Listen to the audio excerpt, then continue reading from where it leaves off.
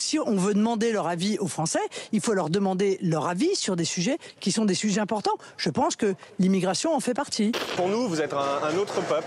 Il n'y a pas d'arabe en France, c'est ça? On veut pas être colonisé, c'est tout. Parle mal. Toi-même tu fais tes dingueries, c'est moi qui parle mal. Professionnel du mensonge, sponsor par Chétan. T'as même réussi ma gueule à choquer le diable. Mais je parle mal, hein, ouais.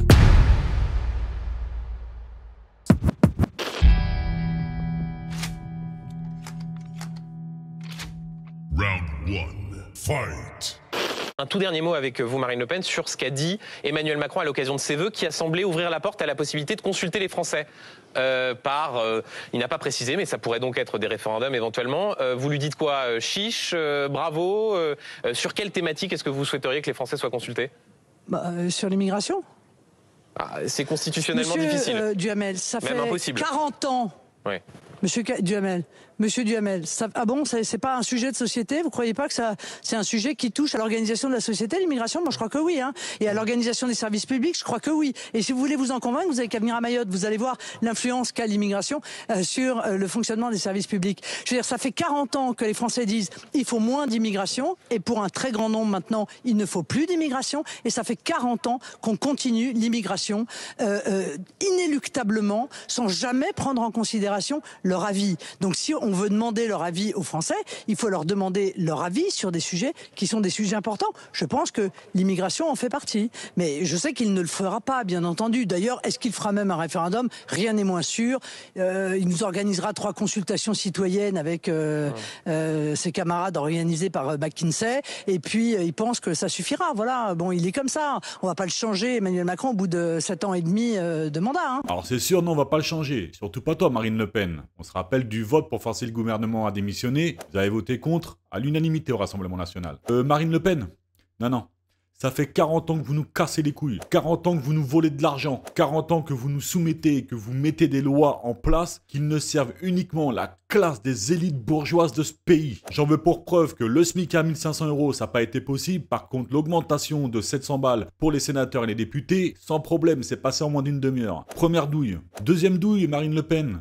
L'immigration, c'est un sujet principal uniquement pour tes 9 millions d'électeurs, plus tes alliés, c'est-à-dire les 2 millions d'électeurs de Ciotti et de son parti. Oublie pas qu'on est 68 millions en France. Donc moi, je vous invite sérieusement à faire des référendums pour les Français et avec les Français qui, comme tu dis, sont très importants. Dans le projet de référendum que tu proposes à Emmanuel Macron de faire pour des sujets très importants, tu vas prendre ta proposition de l'immigration et tu vas la mettre à côté et en corrélation avec 2 autres propositions. La sortie de l'Union européenne et la révocation des élus. Et tu vas voir si l'immigration, c'est le sujet le plus important du référendum pour les 68 millions de Français. Exempt, les 9 millions de ton parti et les 2 millions du parti de Ciotti. J'aimerais bien voir le résultat en pourcentage du référendum. Parce que non, Marine Le Pen, l'immigration, ce n'est pas le sujet de tout le monde. Donc concernant Mayotte maintenant, Madame Le Pen, parce qu'avec ce qu'ils viennent de se prendre sur le museau, je suis pas sûr que la priorité ce soit l'immigration actuellement. Et vu que tu t'es rendu là-bas pour consolider ton électorat, parce que eux, ce qu'ils savent pas, c'est quand ils votent pour toi, ça te rapporte de l'oseille. Ah, t'as oublié de leur expliquer? Mince. Attends, on va le faire pour toi. Amis insulaires, amis mahorais, sachez une chose. Pendant les législatives, en tout cas dans le système français des législatives, chacune de vos voix rapporte 1,64 € au parti politique en question. Maintenant que tout le monde sait ça, parlons argent. Au 1er janvier, selon l'INSEE, Mayotte est estimée à 321 000 personnes sur l'île. Mais on va pas se mentir, l'immigration étant un vrai problème à Mayotte, les chiffres sont en train d'être réestimés par l'INSEE. Et selon Manuel Valls, dont il faut se méfier du discours et des idées, il serait estimé à 500 000. Restons-nous sur 321 000. De toute façon, le chiffre va pas être important pour ce que je vais vous démontrer, mais c'est une petite introduction. Alors, ce qu'il faut savoir pour les élections législatives, pas présidentielles, législatives, c'est que les partis éligibles reçoivent 1,64 € par vote obtenu. C'est-à-dire un citoyen qui vote, 1,64 €. Pour obtenir ça, il faut au moins 1% dans 50 circonscriptions, ce qui est le cas pour le Rassemblement National. Respecter la parité homme-femme et, parce que bien entendu on est en France, il y a une subvention complémentaire par député élu. Et elle est de 37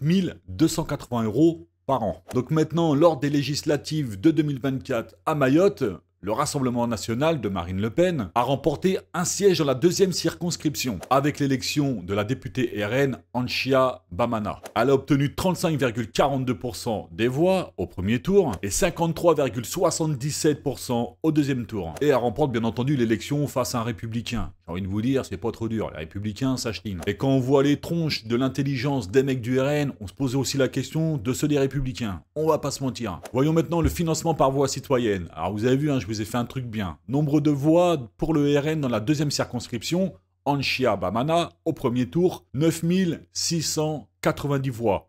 35,42% avec 27 352 votants. Calcul du financement des 1,64€ par votant, ça fait 9 690 voix, multiplié par 1,64€ égale 15 891,60€.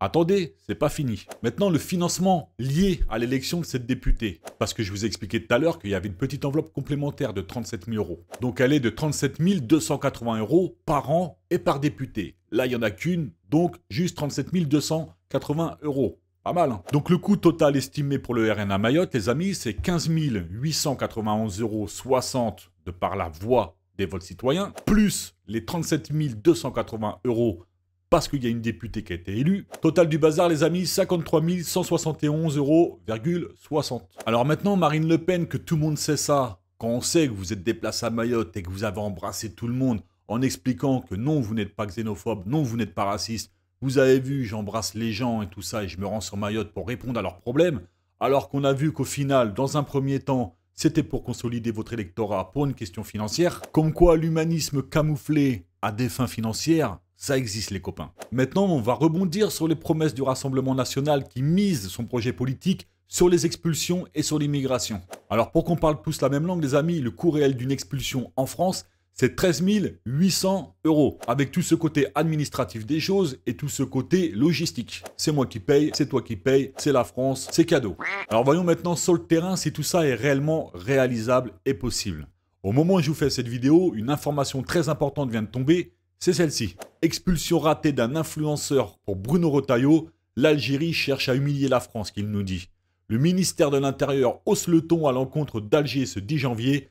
Le pays a refusé d'accueillir sur son sol l'influenceur Doualem de nationalité algérienne alors que l'homme avait été expulsé de France la veille. Il a été renvoyé vers l'Hexagone. Alors maintenant, on va tous arrêter de faire les Mongols. On va tous se câbler, on va tous réfléchir à ce qui vient de se passer. Vous avez dans un premier temps Bruno Retailleau, sa grande bouche, lui qui se prend pour Iron Man avec son projet de faire de la France le centre névralgique des Avengers avec le projet d'expulsion assez facile, qui vous fait la démonstration de prendre un ressortissant, de le ramener dans son pays et que le pays en question refuse. Donc ça veut dire qu'on a déboursé les 13 800 € pour son expulsion. Arrivé là-bas, le pays en question, l'Algérie dit bah non, on n'en veut pas. Retailleau dit bah si. L'Algérie dit bah non, on n'en veut pas. Retailleau se retrouve comme un con. Le mec revient en France, donc 13 800 € dans le derche, la logistique dans le derche, le discours politique des gadgets dans le derche, et vous avez la démonstration que l'expulsion de France, ça ne fonctionne pas et ça coûte du pognon pour rien. Donc les amis, la vérité que j'aimerais pas être un électeur du Rassemblement national ou de chez Reconquête, qui vient d'avoir la démonstration qui vient de se faire emmancher depuis au moins 30 ans sur un discours d'expulsion qui non seulement va lui coûter de l'oseille et ne fonctionne pas. Donc Marine Le Pen, quand tu pars à Mayotte et tu expliques à tous ces gens-là que tu vas régler leurs problèmes avec des promesses, avant de rentrer en hexagone, lâche les promesses et pense à leur faire un petit chèque. Parce que 53 171,60 €, ils en auraient bien besoin à Mayotte.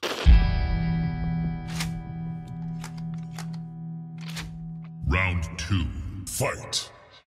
Français musulmans choqués par le slogan « Il va renchérir ». Vous avez un slogan anti-racaille. Anti-racaille, c'est-à-dire que pour vous, c'est les musulmans. Parce que vous, pour vous, c'est l'islam qui fait le plus d'histoire et tout. C'est pour vous, c'est ça. C'est un phénomène qu'on observe en France. Nous, on est chez nous, tu vois, on n'a rien demandé à personne. Ça veut dire quoi? Ça veut dire que je suis pas chez moi. Moi, je suis né en France, je suis musulman, je suis né en France. J'ai ma carte électorale, je vote, j'ai ma carte... Après, chacun ses opinions. Chacun ses opinions. Je suis pas français. Ben, chacun ses opinions. Non, je suis pas français, répondez-moi. Je sais pas, je connais pas ton histoire, mais... Pour vous, en fait, c'est pas français, c'est ça. C'est quoi ce papier? Je suis né où? Moi, c'est marqué, je suis né à Lyon. Je suis en France. Ouais. Ça veut dire quoi? Je suis pas... Et alors, si je suis un mouton et que je suis né dans une écurie, je reste un mouton. Pour nous, t'es pas européen. Pourquoi je suis pas européen? Bah parce que tes parents ils sont pas européens. Mes parents ils sont français, les deux ils sont français. Oui mais français de papier. Ils sont français de papier, ils sont nés en France les deux. Oui mais faut pas être né, faut avoir... Ça veut dire c'est juste la Nous religion. on n'est pas pour... Non c'est pas la religion. Non. Faut que je mange du porc, faut que je fasse ça, faut que je vais à la messe, faut que je fasse ça. Nous... Non mais... C'est quoi ça? Non c'est pas ça. Pour nous vous êtes un autre peuple. Il n'y a pas d'arabe en France, c'est ça. On veut pas être colonisé, c'est tout.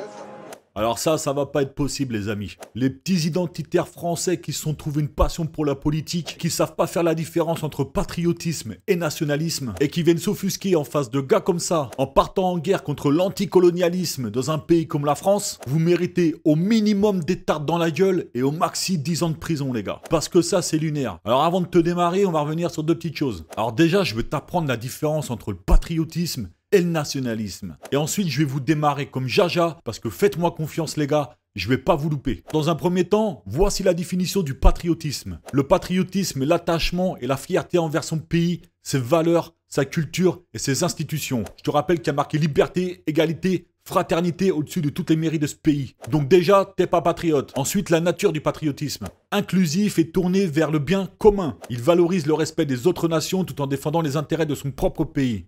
Ce que tu n'es toujours pas en train de faire. Maintenant, la perspective. Il reconnaît les mérites d'autres pays et se concentre sur l'amélioration de la nation dans le respect des différences.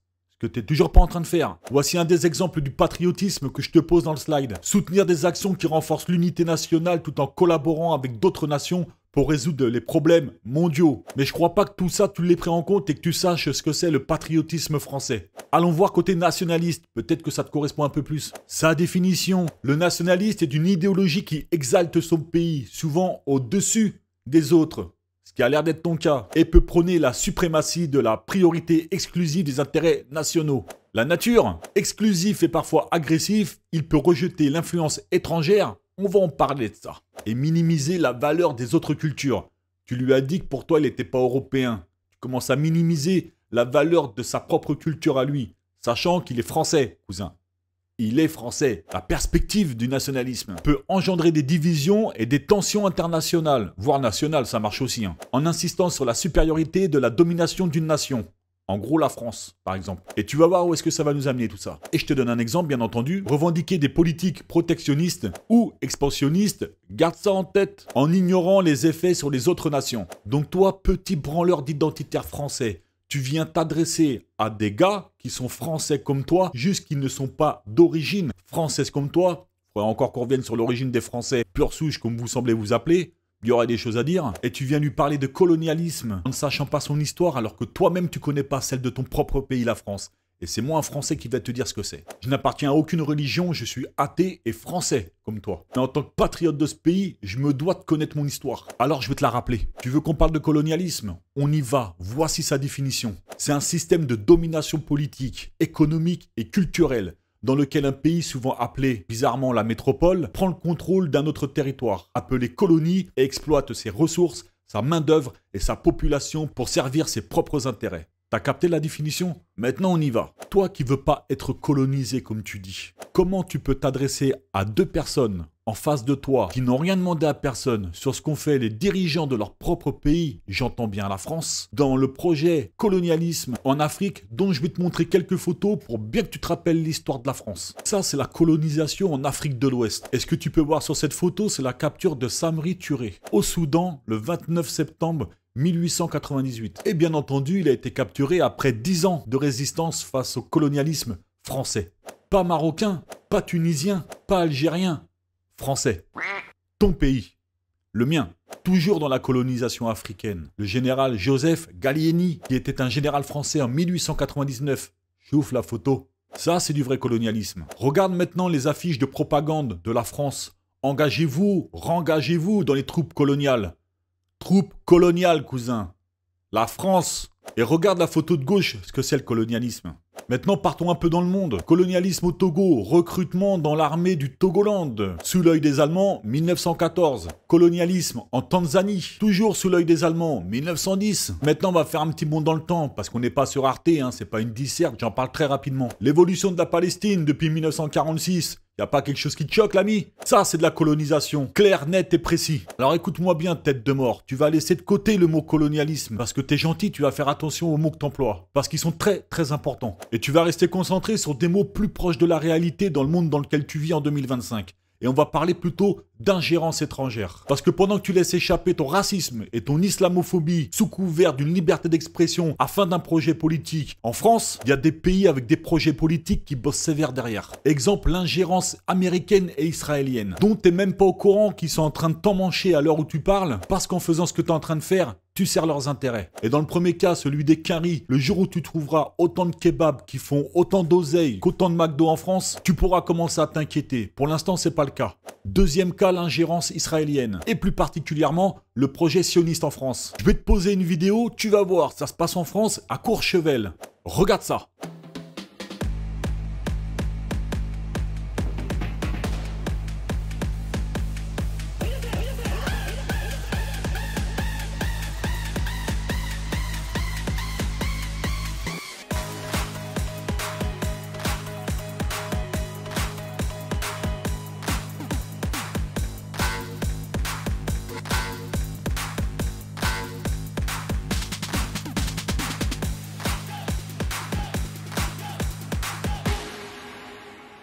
Bah tu vois par exemple, tu remplaces le drapeau israélien par celui de la Palestine, t'as le GIGN qui débarque, 2 arrêtés préfectoraux, le ministre de l'Intérieur qui fait un discours d'excuses, et le CRIF qui porte plainte pour antisémitisme.